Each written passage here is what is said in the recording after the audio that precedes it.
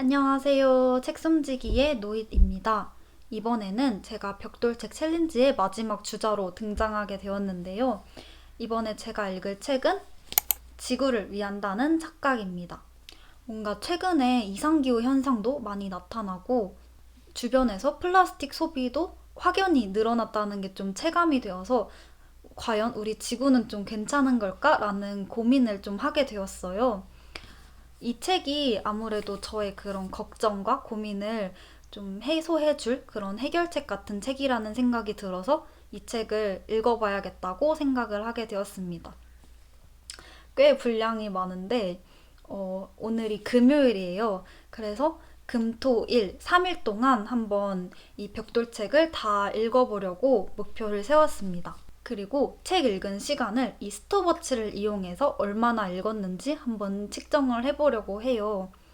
과연 이 벽돌책을 읽는데 얼마나 많은 시간이 걸릴까요? 그리고 저는 과연 이 3일 안에 이 벽돌책을 다 읽을 수 있을까요?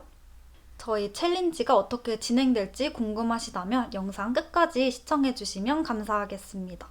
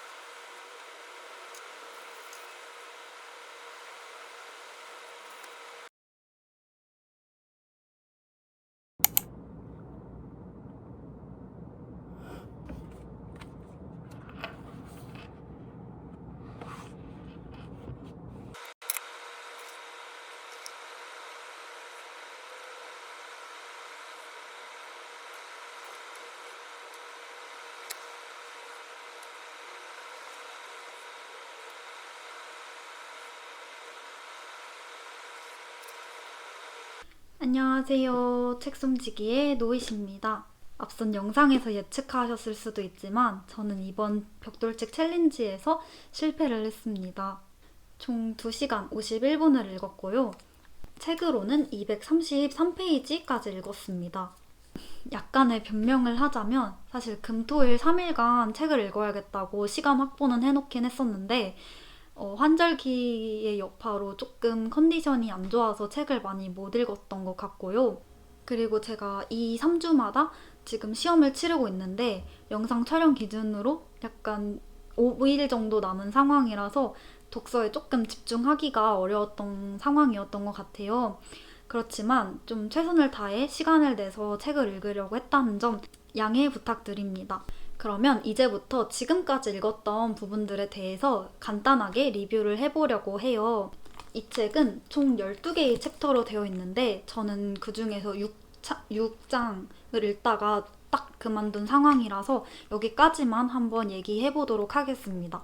일단 흔히 환경과 기후에 관해 갖는 여러 가지 통념들이 사실은 상당수가 잘못되었다는 것을 알 수 있었어요. 이게 조금 신기했던 점이었는데요. 저희가 가장 많이 걱정하는 게 지구 온난화이잖아요. 지구의 평균 기온이 올라가면 좀 저희 삶에 안 좋은 여러 가지 부정적인 영향을 끼칠 거라고 다들 많이 생각을 하는데, 이 예측 중에 어느 정도는 좀 틀린 얘기가 있더라고요. 예를 들어, 포츠담 기후영향연구소에서는 기후의 평균 기온이 4에서 5도 정도 상승한다고 하더라도 지구에서 생산하는 식량 생산량은 오히려 증가할 수 있다고 얘기를 하더라고요. 비료나 관계시설, 농업 기술 같은 부분들이 실제로 농업에 좀 더 많은 영향을 끼치기 때문이에요. 더 충격적인 사실은 기후변화에 대응하려고 만든 정책들, 뭐 예를 들면 뭐 바이오 에너지를 더 사용한다는 이런 정책들이 오히려 식량 생산을 저해하고 농촌의 빈곤을 악화시킬 우려가 있다고 하더라고요.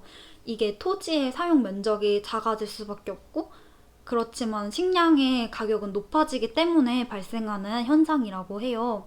사실 저는 이 책을 읽기 전에는 약간 기후를 지키는 게 무조건 좋다라고 생각을 했는데, 생각보다 안 좋은 영향도 생겨날 수 있다는 게 조금 신선한 충격이었던 것 같아요.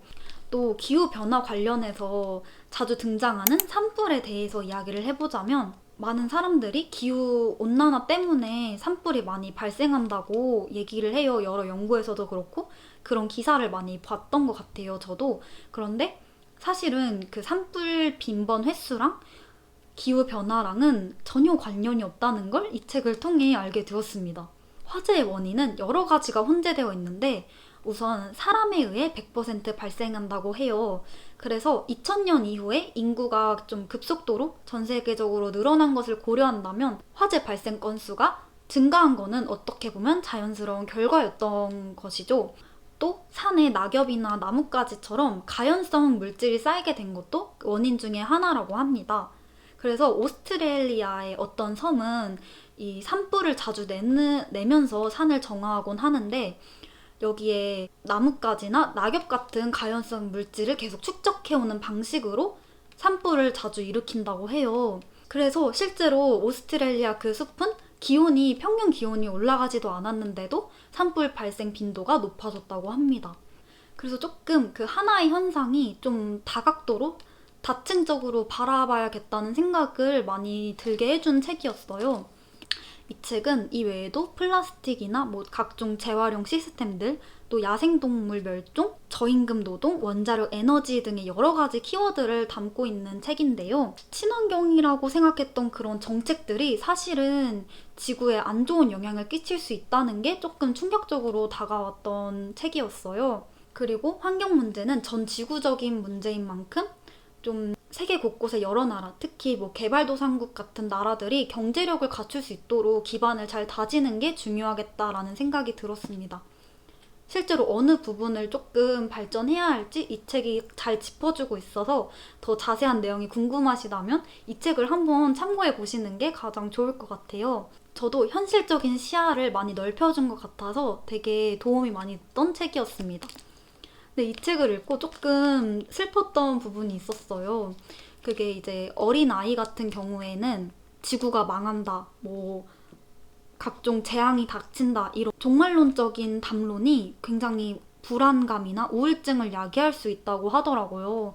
그래서 그런 부분에 좀 주의를 하면서 이런 조금은 잘못된 내용이 섞인 내용이 무분별하게 퍼져나가지 않도록 좀 주의를 기울여야겠다라는 생각이 많이 들었고요. 또 한편으로는 불안감을 조성하는 부정적인 이야기가 좀 널리 퍼져나가기 쉬운 세상인 것 같은데, 어떻게 좀 분별력 있게 그 정보를 판별해야 하는지, 좀 그 중요성과 그 방법에 대해서 조금 익힌 것 같아서 유용했다고 말하고 싶습니다. 아직 이 책을 다 읽은 것은 아니지만 읽으면서 정말 재미있었고 유익했던 책이었어요. 그래서 이 영상을 계기로 꼭 10월 안에는 이 책을 완독해 보겠다는 좀 작은 다짐도 하고 싶습니다. 그러면 저는 다음 책 숨지기 영상, 더 유익한 영상으로 찾아뵙도록 하겠습니다. 다음 영상에서 만나요. 안녕!